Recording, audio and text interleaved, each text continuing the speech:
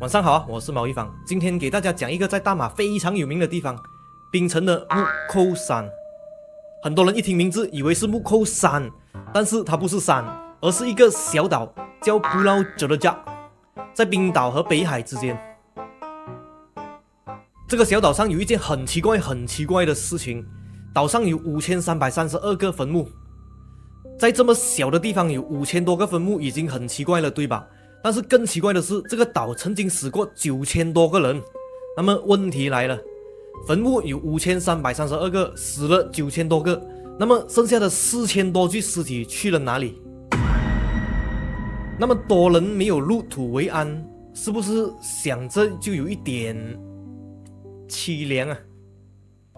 这么小的小岛为什么会死这么多人呢？主要都是在英国殖民时期，就是1786年到1871年之间。因为这个期间他们就把麻风病人都丢进这个岛去隔离。可能有些人不知道麻风病是什么病，在那个年代要是你不幸运得了麻风病，那么你就完蛋了。首先你的皮肤上会出现斑点，过后手脚会麻痹，随着时间过去，病情还会持续的恶化，身体很多地方会失去感觉，然后就会慢慢的烂掉，甚至有些人的手指脚趾会慢慢的脱落，变成残废。而且在那个年代，这个病是没有药可以医的，当时麻风病就突然的爆发，很多人都被感染了。要是有人怀疑你得了麻风病，sorry，不好意思，你将会被赶出村子，政府会送你上一艘船，然后就会把你关到木扣山去。从此你就要离开你所有的家人，所有的朋友，不可以见父母，不可以见孩子，以后的生活你就只可以一个人在这个岛上生活，直到死亡，就很像被全世界抛弃，困在一个小岛上等死的感觉。这个已经很惨了，对吧？但是最残忍的还不止这些。要是岛上有刚出生的婴儿，护士就会把这些孩子强制性的带走，然后送出岛去让人领养。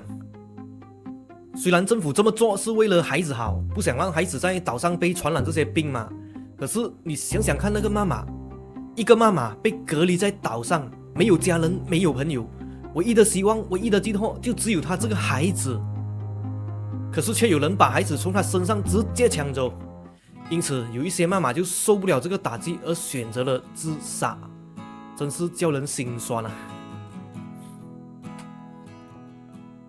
后来二战爆发，日本人就过来了，这里也就变成了日本人的军事基地。这也是这个岛最可怕的时期，日本人就统治了3年08个月，岛上又死了一堆。还记得刚开始那个问题吗？就是坟墓数量对不上了，其实大部分都是发生在这个时期的。当时日本人就占领了这里，搞得大部分的食物都不够分，岛上的麻风病人因为没有东西吃，饿得不行，他们就集合起来，想着向日本人抗议，想要食物啦。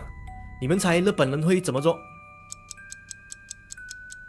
当时日本军队就派了一艘有枪的快艇，然后就对着那些手无寸铁的人就乱射，当场死了很多人，血流满地。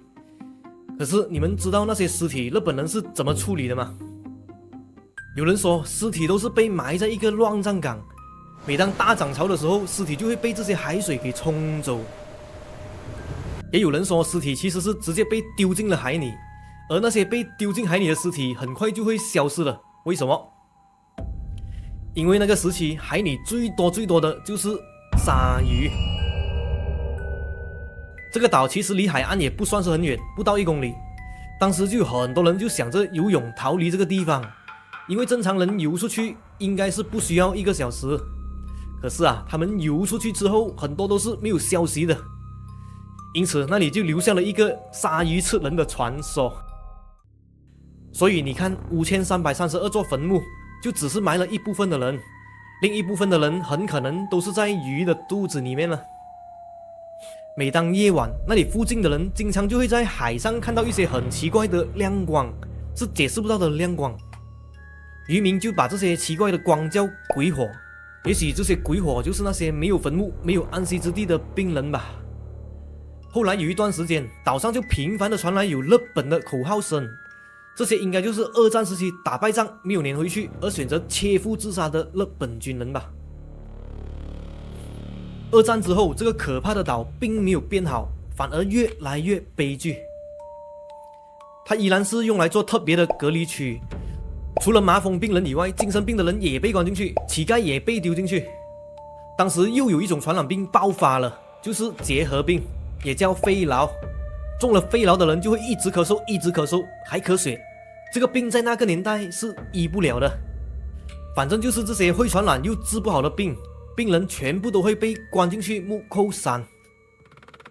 这些病人当然不是马上死掉，但是我们可以想象得到，他们的生活一定会变得非常非常的痛苦。我觉得只可以用4个字来形容当时这个地方。所以这个岛在不同的年代一直都在接收着这些无依无靠、永远被社会抛弃的人。他们都是自己一个人孤独的来到这里，没有朋友，没有亲人，被全世界遗忘，在这个小岛上慢慢等死。一直到1969年，这里终于关闭了，不再用来隔离病人了。可是依然是很恐怖，因为它变成了监狱。监狱的灵异事件非常非常的多。有人讲，只要天黑就可以听到惨叫声和咳嗽声。有一个比较有名的故事是这样的：一天晚上，大家都在睡觉的时候，突然有一个犯人就大喊了一声，当时整个牢房都被这个恐怖的声吵醒了。那么狱警就跑过来，他就拿着手电筒问他：“你什么事情啊？大半夜叫什么叫？”那个犯人就浑身发抖的讲：“我刚才在睡觉的时候，突然有东西抓着我的脚，那个东西很用力的把我往床底下就拖去，我吓到拼命的挣扎，拼命的大喊，好不容易才把他给挣脱了。”当时狱警一听，当然就不信啊。这个时候犯人就把他的脚给伸了出来，他的脚上有5个黑色的手指印，像是被什么东西给死死的捏住，非常的恐怖。第二天，这个犯人就换了牢房，可是事情也还没有解决，其他牢房也是一直传出这个鬼拉脚的事情。除了监狱里面的事情以外，监狱外面也有一些传闻，其中一个就是那里的保安的故事。保安每天晚上都要一个人去巡逻的嘛，所以就比较危险。当时就有一个保安叫兰利，有一天晚上他就正常的巡逻，走着走着，突然就听到不远处的森林传来脚步声。他转头一看，突然有一个影子从丛林那边飘了过去，速度非常的快，快到不像是人类，而且那个影子是半透明的，他没有脚。至于为什么他没有脚，可是又有脚步声，我就不知道了。反正很多东西都是解释不清的嘛。他当时就吓到跑回保安室，就和大家讲起了这件事情。后来才发现，原来他不是第一个看到这个东西的人，之前已经有人看到过了。可是这些看到这个东西的人啊，很快都辞职不做了。再讲一个比较靠近现在的事，当时这个监狱就已经关了，可是就有些人会上岛去玩。当时就有一个比较大胆的人，他就一个人上去岛，走着走着，突然就迷路了。明明这个岛也不算是很大，但是他怎么走也走不出去。就当他一个人在乱乱走的时候，突然他就听到丛林里面传来一声很微弱的声音，声音听起来就很远了，他在喊救命，是一个女生的声音，听起来就很虚弱。他就想着是不是有人遇到了危险，于是他就顺着这个声音走过去，想着去帮他。当时他就走到一片比较宽阔的地方，然后他就看到了一个穿着白色衣服的女子，女子就站在一棵树的旁边。这个女子看起来就不像是求救那个，感觉上她应该是对着你很熟悉。于是他就走过去，想着问路，或者问看她有没有听到有人喊救命。可是当他靠近这个女子的时候，那个女子突然消失了，不是跑掉，不是飞掉，而是直接不见掉。然后他又闻到了一股很熟悉的味道，他想了很久才想起来，啊，这个就是医院的味道啊，就是消毒水、药水还有那些病床的气味嘛。可是岛上早就没有医院了，所以那个在喊救命的白衣女子，也许她就是当年被隔离的麻风病人，也许她是一个被抢走孩子的妈妈，也许她喊了100多年都没有人回应她。一直到了2013年，就有人想在木扣山开发搞度假村，结果就出大事了。当时槟城有一个议会员，他在开会的时候还公开的把木扣山闹鬼的事情都讲了出来。在政府会议上讲这种事情，你想想看是多严重啊！他当时还讲岛上就发生了很多的灵异事件，导致很多的计划都被停止了。事情是这样的，当时他们就想在木扣山开发建度假村嘛，工人就被派去拆一些旧房子啊、旧医院啊等等。可是有些地方是要拆坟墓的。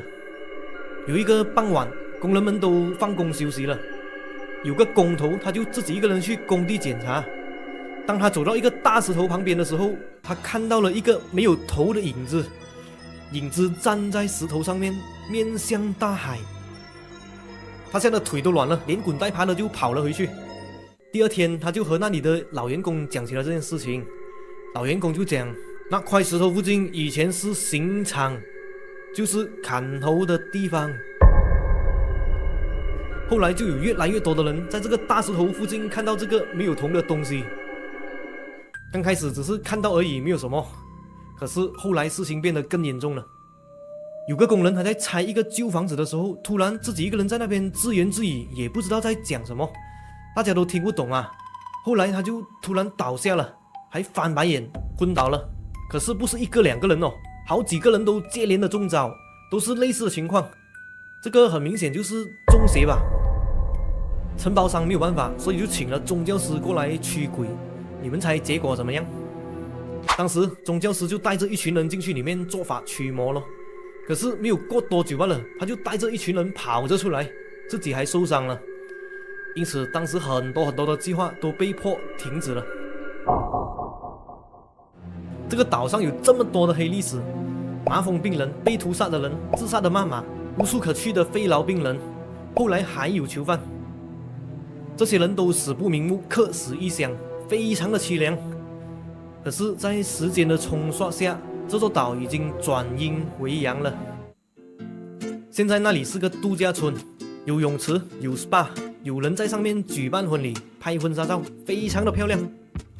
虽然如此，当地的老渔民要是晚上开船经过木扣山，一定会下意识的拜三拜，希望这些可怜的亡灵得到安息。